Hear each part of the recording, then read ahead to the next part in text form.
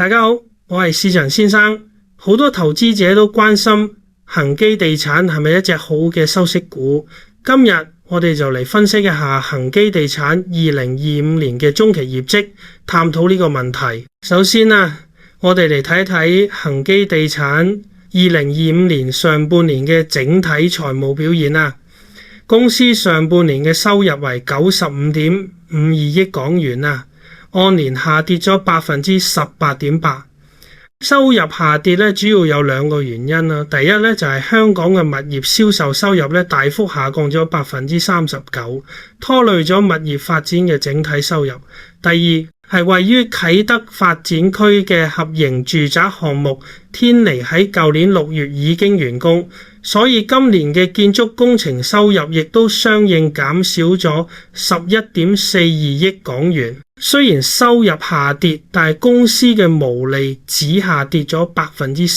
13.1%， 為 36.23 億港元，毛利率反而上升咗 2.4 個百分點，達到 37.9%。呢個主要係因為毛利率高達 72% 嘅物業租賃業務喺總收入中嘅佔比有所提升，不過經營利潤嘅跌幅就比較大，下跌咗 34.5%， 只有 23.04 億港元。呢個主要係因為舊年同期有一筆 10.59 億港元嘅政府收地收益㗎，而今年上半年呢部分嘅收益只有 2.4 億港元，基數效應係比較明顯啦。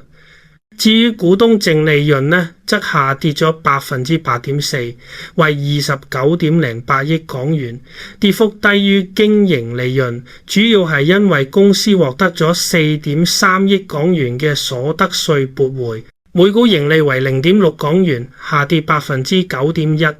但中期股息就維持喺每股 0.5 港元。跟住落嚟就我哋深入分析一下恒基地產幾項主要業務嘅表現。同新鴻基地產相似，恒地嘅業務亦都好多元化，但我哋主要睇三塊就得噶啦，分別係物業發展、物業租賃以及佢持有嘅聯營公司中華煤氣。首先係物業發展業務，上半年呢部分嘅收入係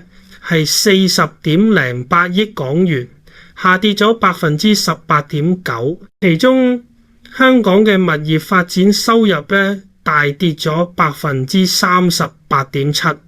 因為舊年同期有幾個大型項目交付入帳，而今年上半年就冇大型項目。相反內地嘅物業發展收入就大幅增加咗。不過對於地產發展業務嚟講收入嘅波動係好正常嘅，關鍵仲係要睇銷售係咪能賺錢。從毛利嚟睇，上半年香港物業銷售嘅毛利率從舊年同期嘅 30.9% 大幅下跌到只有 11.9%， 可以話係毛利好薄。而喺內地市場情況更嚴峻，甚至錄得無損，意思就係虧損賣樓，不過虧損嘅幅度有所收窄。總體嚟睇，上半年嘅物業銷售業務表現並不算理想。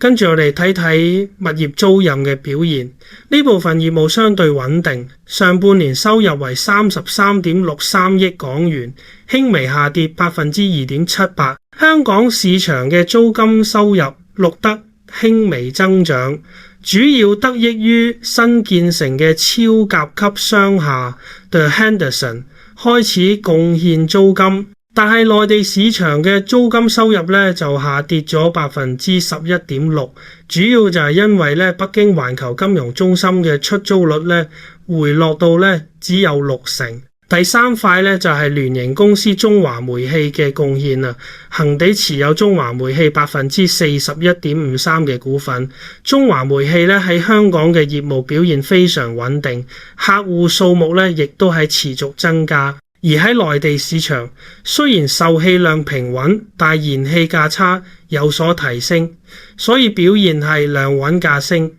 上半年中華煤氣為恆地貢獻咗15.76億港元嘅淨利潤，按年增加咗3%。可以講多年來中華煤氣都為恆地提供咗持續而且穩定嘅利潤同現金流。講到恆基地產呢，市場最關注嘅焦點呢，始終係公司嘅債務水平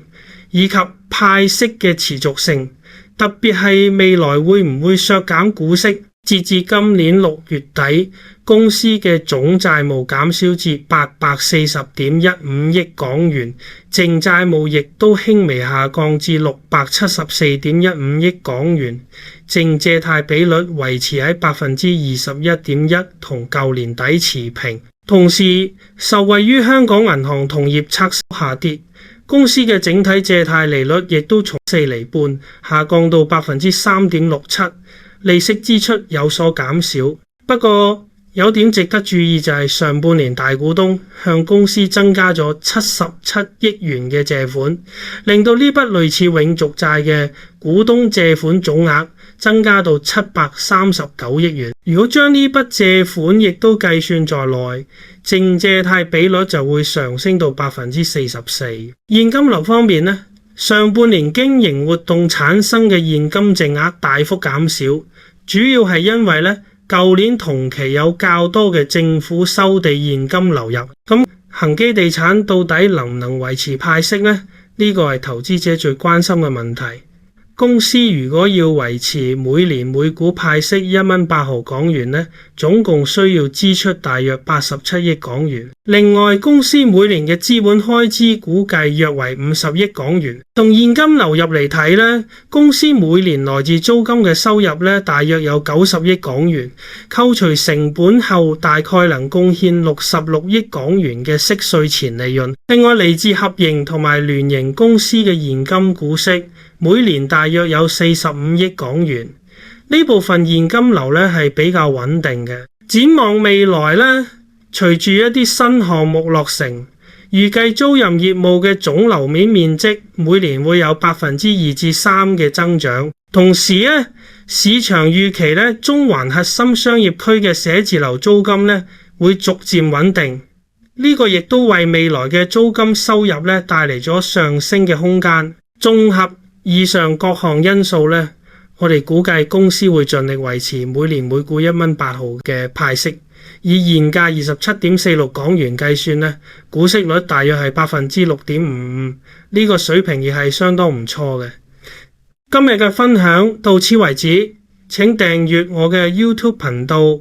按讚以及分享俾朋友，多謝大家嘅支持。如果想獲取更多相關嘅分析同埋資訊，除咗 YouTube 之外，亦可以透過以下方式關注我哋嘅 Facebook 同埋 Patreon，支持我哋嘅創作。再見。